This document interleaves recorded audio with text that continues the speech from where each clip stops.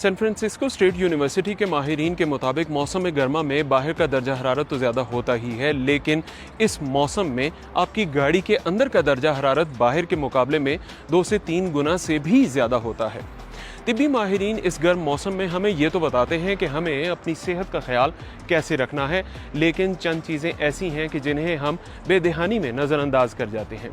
आपको ये बताने से पहले कि गाड़ी में वो कौन सी ऐसी चीज़ें हैं जो इस गर्म मौसम में नहीं रखनी, सबसे पहली बात और सबसे इम्पॉर्टेंट चीज़ ये है कि इस गर्म मौसम में आपने अपनी गाड़ी में पालतू जानवरों और बच्चों को अकेले नहीं छोड़ना।